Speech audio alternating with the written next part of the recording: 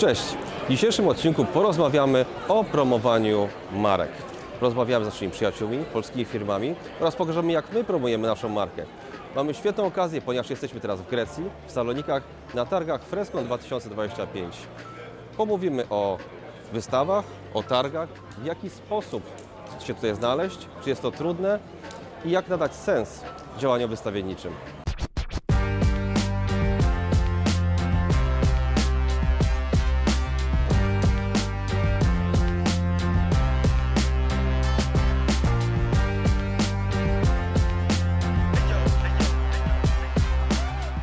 W Grecji, w Tesalonikach, na Freskonie jesteśmy w ramach programu Poland Taste Good.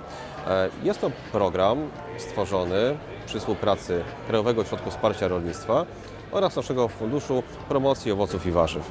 Z takiego funduszu możemy korzystać w celu promowania polskich marek, polskich owoców, warzyw. Tutaj w Grecji mamy 10 firm polskich. Każdy z nas, wystawców, ma swoje miejsce, w którym może zaprezentować swoje produkty, swoje pomysły, a także wziąć udział w spotkaniach B2B organizowanych przez wystawcę targów. Udział w takich wydarzeniach jest możliwy dzięki organizatorom. Sprawdźmy, w jaki sposób Krajowy Ośrodek Wsparcia Rolnictwa organizuje takie wydarzenia. Rozmawiamy z panem dyrektorem Janem Szopińskim, dyrektorem Krajowego Ośrodka Wsparcia Rolnictwa, o tym, w jaki sposób Krajowy Ośrodek Wsparcia Rolnictwa pomaga, jak organizuje takie wystawy, jak to wygląda od kuchni. Czy to takie wydarzenia dla polskich firm są częścią pewnych stałych projektów Krajowego Ośrodka Wsparcia Rolnictwa? Naszym zadaniem jest promowanie polskiej żywności. W ramach promowania polskiej żywności i polskich producentów chcemy poszukiwać jak najlepszych rynków zbytu. Biorąc pod uwagę to, że z jednej strony Europa, z drugiej strony świat mogą się dowiedzieć o naszych podmiotach przy tego typu targach jak te. Te targi, w których jesteśmy, są 9. w kolejności. Polska prezentuje się tu po raz 4. I po raz 4 to, o czym mówił minister rolnictwa Grecji, przyjmowana jest tutaj z dużą otwartością, bo po pierwsze mamy jakby na tym rynku dwa elementy. Po pierwsze naszą chęć, a z drugiej strony jakość tego wszystkiego, co prezentujemy, a z drugiej strony to jest po stronie greckiej swoistego rodzaju uznanie pod tym, co robimy, pod flagą Polski, prezentując i przyjeżdżając tutaj na te targi.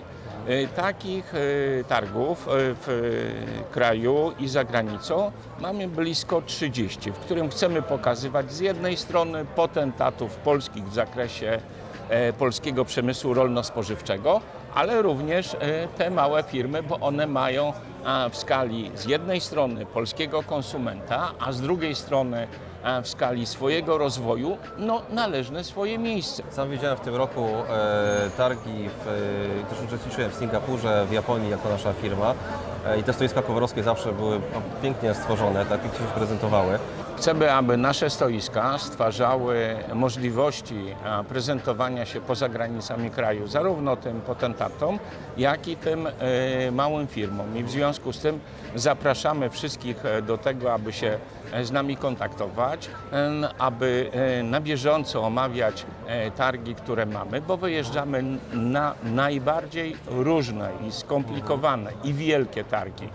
Ostatnio były też targi w Dubaju, gdzie było blisko 190 państw.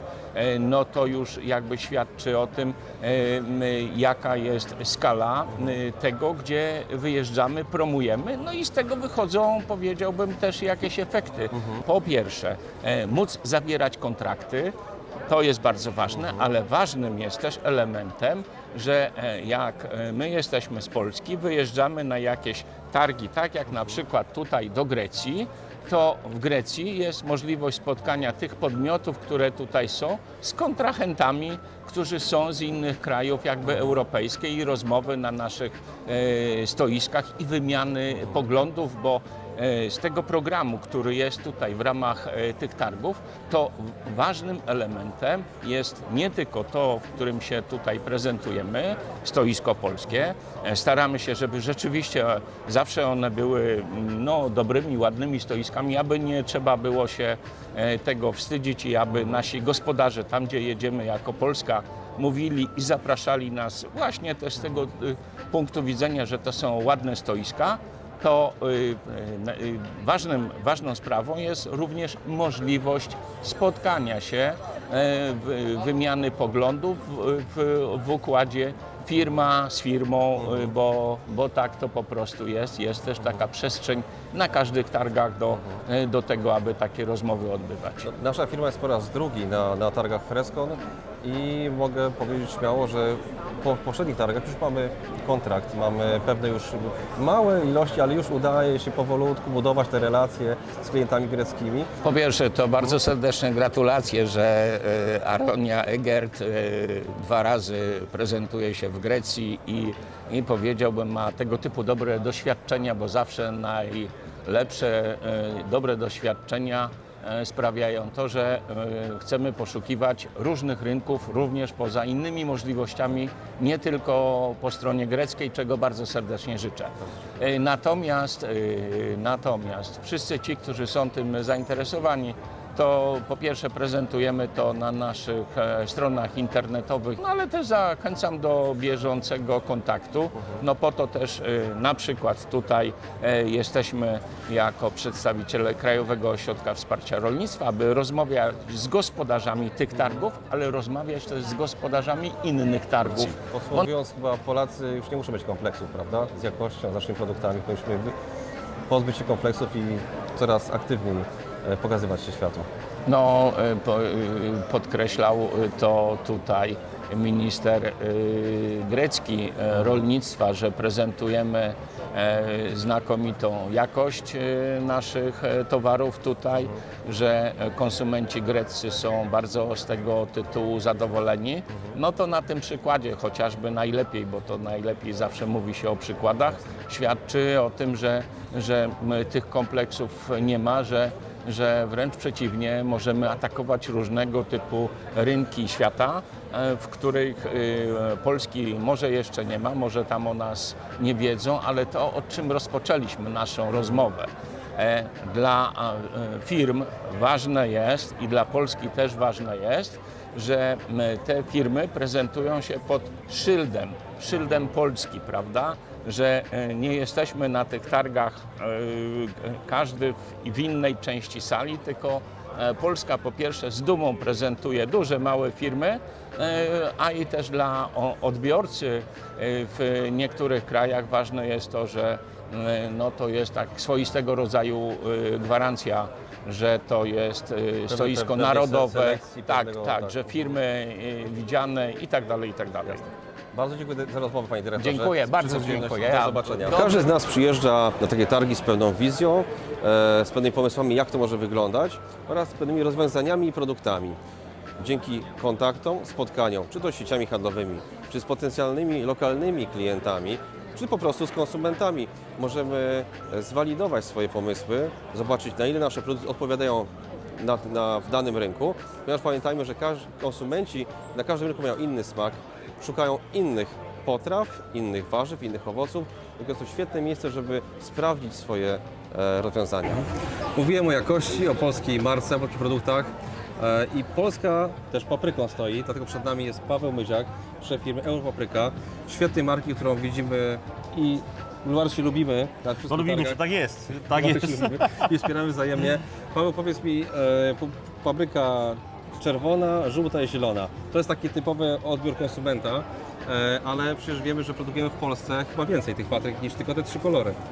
Tak, w tej chwili generalnie to znana jest papryka od tej zielonej, bo to jest taki główny produkt, że startujemy papryką zieloną, później ona się przebarwia na paprykę żółtą bądź też czerwoną, ale w rzeczywistości to jest tak, przede wszystkim około 60 typów i rodzajów papryk produkujemy dzisiaj w Polsce. Jaki jest procent eksportu między produkcją polską? Ile eksportujemy te papryki? Bo też jesteśmy na targach za granicą, więc próbujemy promować polską paprykę, próbujesz polskie warzywa. I ile procent z produkcji eksportujecie? W całej Polsce robimy około 286 tysięcy ton, z czego około 30%, czasami 35% eksportujemy. Ten eksport nam się zatrzymał, dlatego że konsumpcja krajowa, Polacy po prostu polubili paprykę, więc nie mamy już bardzo co w tej chwili eksportować na zasadzie takiej, że większość tej produkcji kończy u nas w sklepie sieciowym bądź też na giełdach owocowo-towarowych.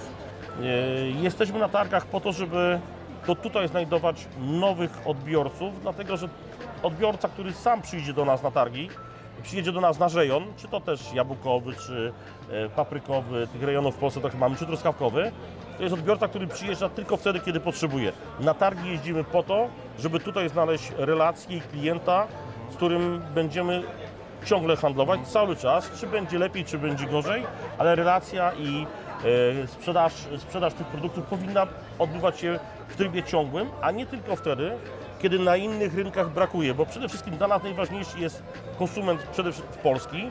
Dopiero później będziemy to, co mamy, eksportować, rozwijać. Eksport jest potrzebny też dlatego, że bez możliwości eksportu ten rynek w końcu się nasyci, ten polski, on już jest nasycony, więc musimy rozwijać te bliskie nam kierunki, bo papryka nieprzetworzona nie będzie w stanie pojechać nam 2, 3, 4 tygodnie. Bardziej musimy się nastawić na transport do 10-dniowy. Zresztą chcemy tak naprawdę mieć trochę większą trwałość tych produktów, tak jak produkty aroniowe, które są, no Bardzo wiemy. A powiedz mi jedno, bo widzimy się nieraz na różnych spotkaniach, czy to Core Teamu, czy spotkaniach pro publico bono dla rozwoju naszej branży. I też widzę, że jak uważasz, jak bardzo ważne dla Ciebie targi jest dbanie o własną markę, a z drugiej strony branie udziału w takiej marce jak Moc Polskich Warzyw.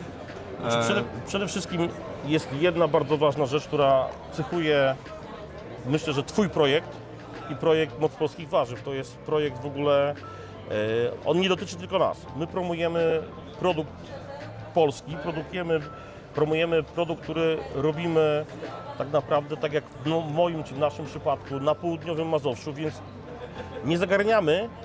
Ty mówisz aronia, nie mówisz do końca tak naprawdę, czy to jest aronia pochodząca z Grójczyzny, czy to jest aronia. To jest aronia, to jest polska aronia, polski produkt,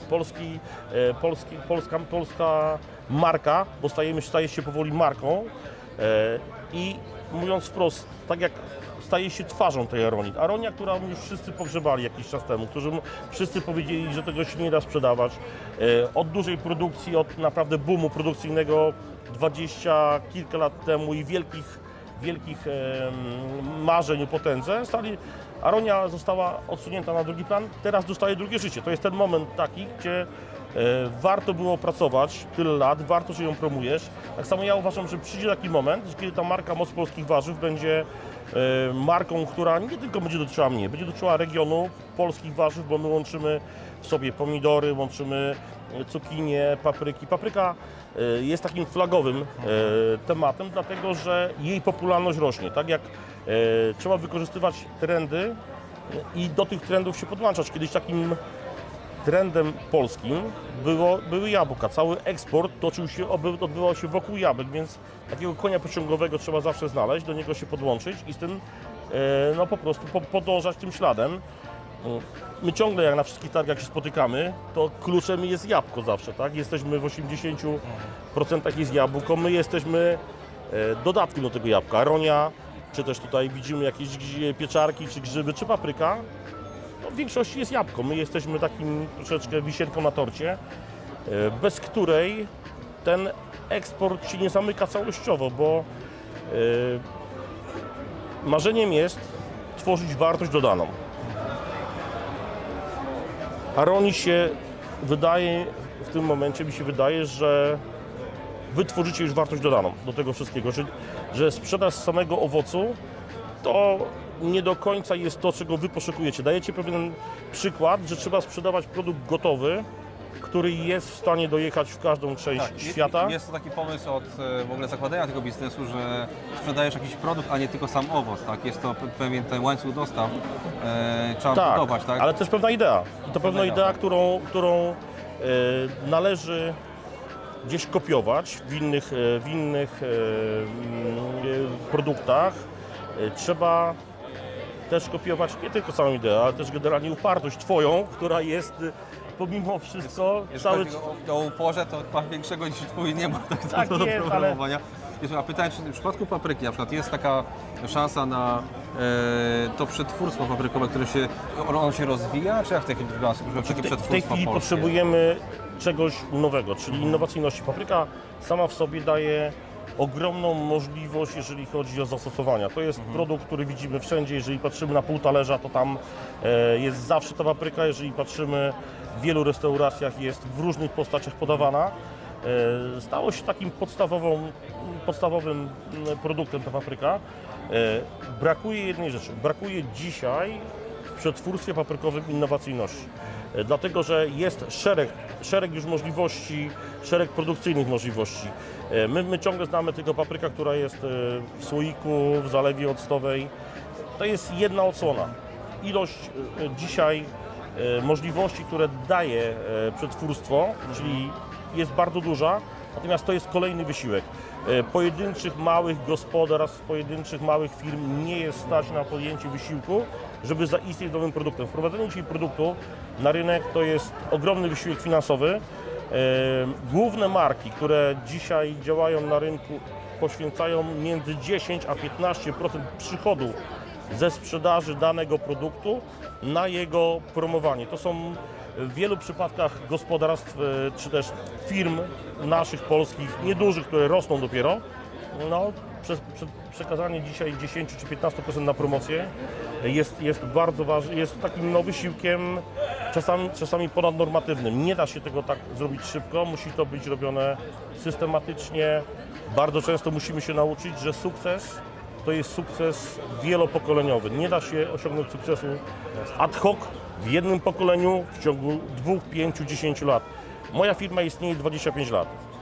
Wiele osób nie pamięta, jak to się zaczynało. Nie wiem, ile Twoja istnieje. No, w tym roku łącznie 50. Łącznie 50, czyli gratuluję, jesteś 2 razy starszy firmowo tak, niż my. Więc wiecie, ile to wymaga wysiłku. U Ciebie fajnie, bo to się połączyło pokoleniowo. U mnie też to jest, mam nadzieję, będzie za chwilę pokoleniowo. I widzimy polskie marki, które się rozwijają, które są, mi się wydaje, których się nie ma co wstydzić, bo są te marki, one zaczynały jako rodzinne kiedyś, a dzisiaj są już pokoleniowe, tak? Polacy moim zdaniem powinni odrzucić kompleksy. Jeżeli chodzi, mamy dużo dobrych marek, gdzie nie musimy mieć kompleksów przy eksporcie. Tak jest. I powinniśmy się chwalić tym, że to jest polska marka bez kompleksów i śmiało stawiać, kontynuować kolejne rynki. I mam nadzieję, że już niedługo może zrobimy razem. Czatnej, papryka, aronia. Będziemy na pewno robić razem. Przede wszystkim jest moda dzisiaj na przetwory, na smaki chili. Czyli po prostu napoje, bądź też soki z nutą chili. Dają pewien posmak, dają pewien taki wyjątkowość też, bo tam paprykę się pamięta. To musi być smak, który się przez chwilę pamięta, bo które smaki zapamiętujemy. Jasne, ale nawet mamy dowody naukowe, że soki, które mają dużo antocjanów, i że dodamy trochę chili, czyli kapsaicyny, wchłaniają się znacznie lepiej antocjany przy dodatku chili. No to pięknie, no to jest miejsce na wspólny projekt. Za rok pokazujemy Tak jest, nowy produkt generalnie z nutą chili z południowego Mazowsza i z mocą polskich warzyw. Dokładnie, super. Bo to będzie aronia i moc polskich warzyw, czyli będzie moc polskiej aronii. Tak jest. Jeszcze raz Jeszcze dzięki, raz, Paweł. dzięki. Do zobaczenia. Cześć. Dziękuję. Zgodnie z ideą naszej firmy wszystko zaczyna się od sadzonki. Prezentujemy klientom cały łańcuch dostaw i o tym, jak patrzymy na rynek, jak patrzymy na konsumenta. Pokazujemy, zabraliśmy ze sobą nasze sadzonki, naszą chlubę, zwieńczenie wieloletniej pracy moich rodziców. Te sadzonki wysyłamy do 36 krajów. Także tutaj do Grecji mieliśmy przez wiele lat klientów z Grecji, którzy tworzyli swój biznes i teraz chcą, abyśmy pomogli im tworzyć wspólnie produkty spożywcze. Dlatego też przywieźliśmy ze sobą, zabraliśmy do pokazania soki w różnych kombinacjach, dżemy, miody kremowane, także słodycze, aronię w czekoladzie, aronię kandyzowaną, aby pokazać wachlarz, co można zrobić z takiego małego owocu, ale tak cennego i tak zdrowego. A zwieńczeniem naszych pomysłów, produktów jest premiera na 50-lecie Aronii w naszej rodzinie super zdrowego produktu. Jest to rozwiązanie, które wygląda jak wino. Jest ekskluzywnym sokiem, zdrowym napojem dla osób, które nie chcą pić alkoholu, ale chcą cieszyć się chwilą, celebrować ważne wydarzenia w swoim życiu, dzierżąc w ręku taką piękną butelkę zdrowego napoju. I to jest ostatni dzień tych targów i mogę z dumą powiedzieć, że ten pomysł świetnie się przyjął. Zebraliśmy wspaniałe opinie, konsumenci byli zachwyceni całą ideą podania przecież tak zdrowej, ekskluzywnego owocu w odpowiednim opakowaniu. Po sąsiedzku mamy wspaniałą firmę o długoletnim doświadczeniu. Rozmawiamy z panią Adrianną Rudnicką z firmy Ewa Bis. Pani Adriano, mam takie pytanie, jak często pani firma Ewa Bis bierze udział w takich targach, wystawach? Bardzo często. Od początku promocji firmy na rynkach międzynarodowych robiliśmy przez udział w targach. Jesteśmy co roku ze stoiskiem na najważniejszych targach, czyli na Fruitlogistyce w Berlinie i na Fruitactach w Madrycie.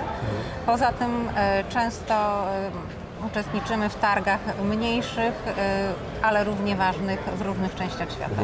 Czy zazwyczaj są to targi w ramach jakiegoś projektu, tak jak tutaj Poland Taste Good? Tak. Czy raczej Państwo bezpośrednio wykupują stoisko? Najczęściej uczestniczymy w projektach, ponieważ to jest mniej kosztowne. Udział samodzielnej firmy na stoisku na dobrych targach to jest koszt 100 000 i więcej. Więc skoro są fajne projekty promocyjne, to uczestniczymy. Czy z KOWR-em, czy z Krajowym Związkiem Grup Producentów Owoców i Warzyw, czy ze Związkiem Sadowników. Czasami Ministerstwo Rolnictwa również ma swoje stoiska informacyjne na targach. Państwa firma jest producentem, importerem, eksporterem? Nie jesteśmy producentem, aczkolwiek osoby, które pracują w Ewie Bis mają swoje sady.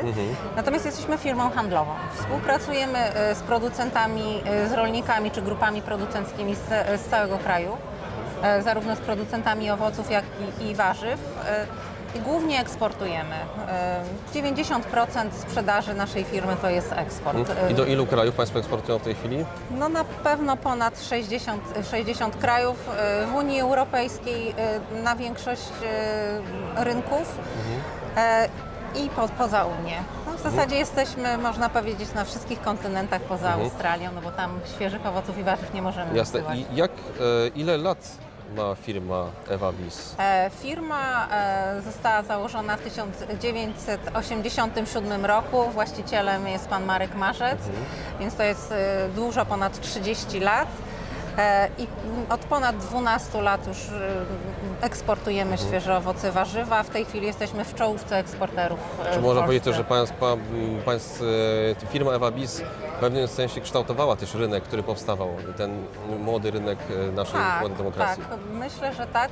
Bardzo szybko nam się udało zwiększyć ten obrót w eksporcie przez dużą dywersyfikację. Znaczy od początku byliśmy nastawieni na dywersyfikację rynków i na dywersyfikację produktów.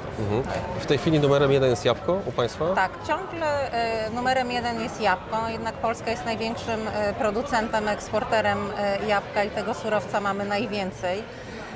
I u nas również to jest kluczowy produkt, ale również inne owoce, które robią karierę w Polsce, na przykład borówka od kilku lat, to jest produkt, którego coraz więcej możemy sprzedawać. Bardzo wcześnie zaczęliśmy eksportować pomidory. W tej chwili ten pomidor nie jest tak dużym procentem w naszej sprzedaży, bo bardzo dużo producentów bezpośrednio eksportuje. Natomiast jak my zaczynaliśmy, to pomidor był bardzo ważnym produktem i myślę, że tą promocję pomidora na rynki zagraniczne to zrobiliśmy my. Pamiętam, że w Hiszpanii wiele lat temu byliśmy z pomidorami. Wszyscy się dziwili, że pomidory do Hiszpanii można wysyłać. Potem to był kluczowy rynek dla pomidora w Polsce. To trochę podobnie jak w naszej historii, kiedy my wysyłamy sadzonki aronii do Stanów, gdzie jest to rodzima, rodzima sadzonka, gdzie podobnie można nawet Hiszpanom sprzedać pomidora, tak? Tak. Przy odpowiedniej jakości, tak? Tak. Też trzeba wiedzieć, że to jest taki biznes, że tutaj trzeba znać doskonale sezonowość produktów w poszczególnych krajach czy na poszczególnych rynkach. Bo mimo, że pomidor właśnie w Hiszpanii czy w Grecji kojarzy się z tym rynkiem, to mają okresy, kiedy jest zbyt sucho czy zbyt gorąco i tego pomidora tu nie ma. I wtedy akurat my mamy pik sezonu w Polsce i jest okienko 2, 3, 4 miesięcy, kiedy bardzo chętnie kupują te produkty z Polski. Jasne. Miałem przyjemność poznać pana prezesa Marca. No jest to wizjoner. Tak. I jak pani myśli, to takie nawet małe firmy, które zaczynają, to jest dobre miejsce dla nich, żeby przyjechały na targi, spróbowały swoich sił na rynkach światowych? Oczywiście. Znaczy, ja wszystkich będę namawiać, zachęcać do udziału w targach. Jeżeli ktoś jeszcze nie czuje się gotowy, żeby z produktem wystawić się na stoisku, to niech przyjedzie najpierw jako odwiedzający. Zobaczy wtedy, jak wygląda światowy, międzynarodowy rynek w danej gamie produktów. Jak inni się wystawiają, w jaki sposób, co wystawiają, o co pytają klienci. Więc zawsze na początku polecam po prostu być odwiedzającym, a potem współuczestniczyć w takim stoisku narodowym, bo to nie wymaga ani dużych kosztów, ani też organizacji. Jest się zaopiekowanym, tak? Fajnie jest pojechać z grupą, bo zwłaszcza na dalekie rynki, gdzie ma się wszystko świetnie zorganizowane. Ma się tą pomoc osób, które znają rynek, znają miejscowe zwyczaje, no, pomogą w tej logistyce.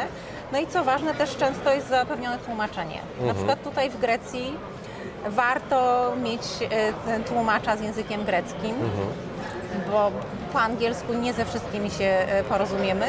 No i na przykład KOWR nam tutaj zapewnił panią tłumaczkę, która świetnie sobie radzi, zna już nasze produkty, jest co roku i bardzo pomaga w kontaktach i w rozmowach. Dodatkowo możemy też spotkać się w 10 firm polskich i porozmawiać, powymieniać swoje spostrzeżenia To i jest zainspirować się bardzo nawzajem. cenne. Ja też zawsze o tym mówię, że normalnie nie ma czasu się spotkać, porozmawiać. Jesteśmy w różnych miejscach w kraju, skupieni na swoich biznesach. Tu jest ta przestrzeń, żeby porozmawiać o wyzwaniach, o rozwiązaniach, wymienić się. Dla mnie to jest bardzo inspirujące. Ja po każdym wyjeździe z targów jestem cenniejsza o wiedzę, co się dzieje w branży. Naładowana energią, żeby dalej to robić, co robimy. No i zainspirowana jakimiś nowymi pomysłami, tak? Świetnie. Pani Andra, bardzo dziękuję za rozmowę. Była przyjemność. Dziękuję udanych bardzo. Targów, udanych rozmów. Dziękuję Dziękuję bardzo. ślicznie. Dziękuję. Udział w targach, wystawach, wydarzeniach to tylko właśnie część wydarzenia ciągłej promocji, na którą warto pracować. Takimi stałymi programami promocji jest chociażby Połówek Sukcesu, Czas na polskie superowoce, Core Team, rzeczy, które współpracujemy my jako marka Aronia Eggert na stałe, ale dużo z tych już inicjatyw dzieje się dzięki Krajowemu Związkowi Grup Producentów Owoców i Warzyw.